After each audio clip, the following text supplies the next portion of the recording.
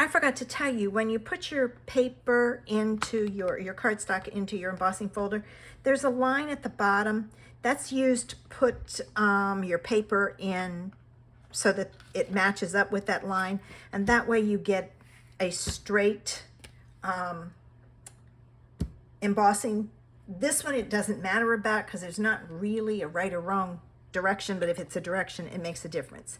You always want to stamp first too before you emboss, because you don't get a crisp image if you do that. If you stamp after. All right, now it's time for my panels or my strips, and these are about, no, they're 3/4 of an inch. So they're an off cut, and I'm going to take and I'm going to attach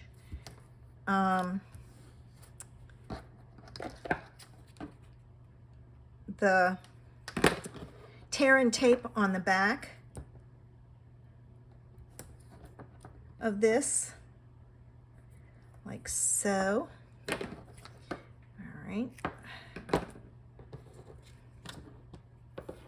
And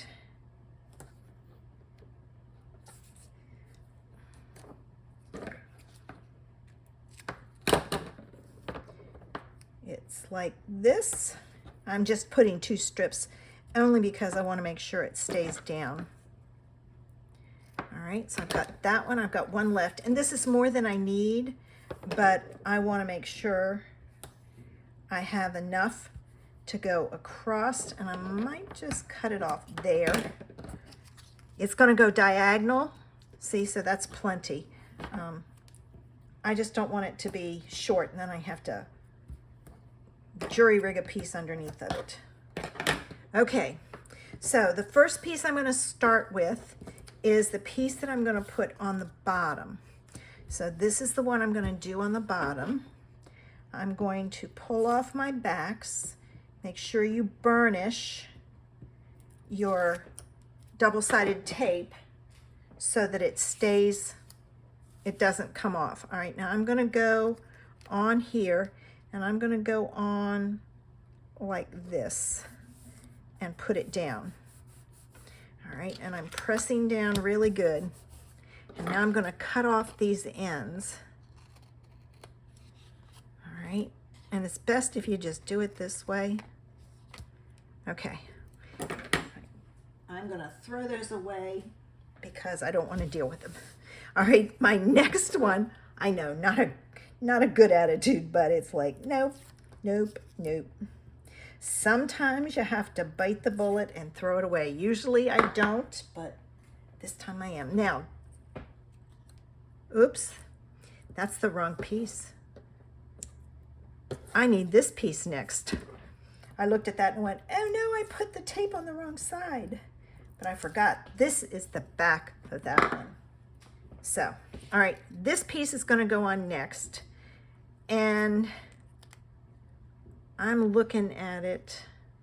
Nope, it looks better this way. I am going to leave a tiny, tiny piece or strip in between. All right.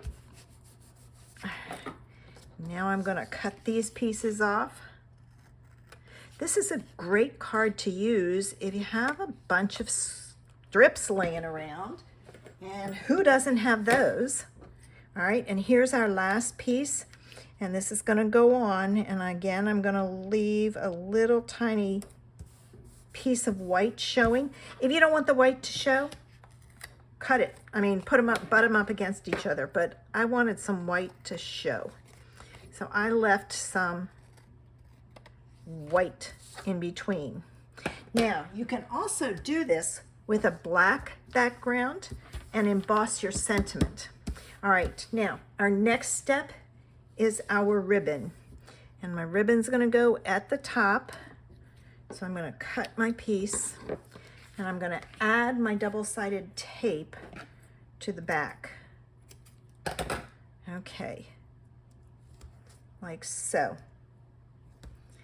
All right, take my backs off. I did burnish it, as you saw, and I'm going to wrap my ribbon around, And I purposely set it up this way since I was going to have the ribbon at the top, so that the gold piece, it's actually that wild wheat. I try to think of it as gold because I don't really particularly care for the color. And if I think of it as gold, it's okay. Not the other one. All right, now I'm going to add another strip over top because the ribbon is thick and it doesn't like to grab to your card base. So by sandwiching it between the two pieces of tape, you stand a better chance of it not coming apart. That is really thick. I don't know why. I was thinking I had two pieces there. Okay. All right. Now, don't forget to come back tomorrow because you're going to see how I decorate my box.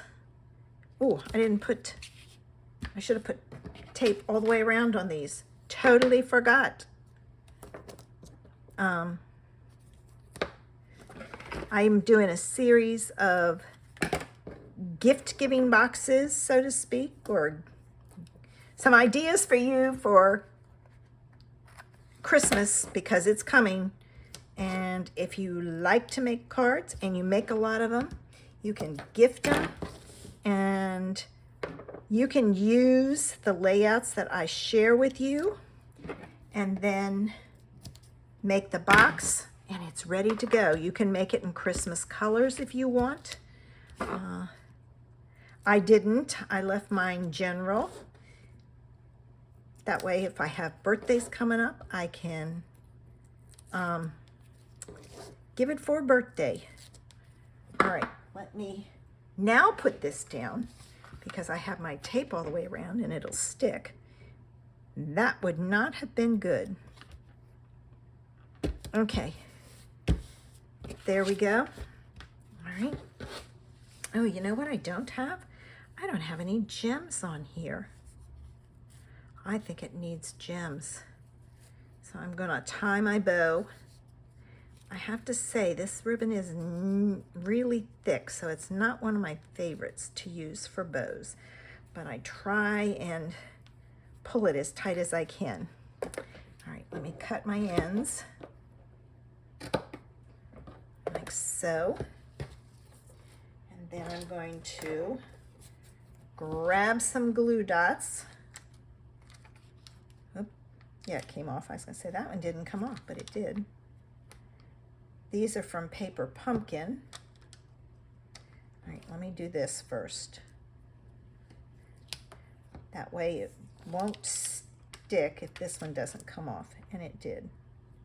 But that's okay. All right, let me add my ribbon at the top. And to offset the sentiment, I did it in the opposite corner. All right, let me find some gems. Okay, I am opting to use some rhinestones, if I can get them out. I don't want to come. All right, let me just, where's my, take your pick tool, there it is. All right, let me get these. Let's see, one. Ooh, it didn't come. Or it didn't stay, I should say, it came. And then I'm going to put, to really highlight that sentiment, I'm going to put two down here. There's one. Ooh, I don't want it there. There. I don't want it in line with that. It just looks better if it's at an angle. And there's our card for our Fabulous Friday idea. And don't forget to do the inside and the envelope. Carry that theme all the way through. I hope you enjoyed today's idea. And if you have a crafty friend and she's got a lot of pieces of strips of pattern paper, DSP, share this video with her. Show her some great ideas for using it up. Have a great weekend, guys. Bye.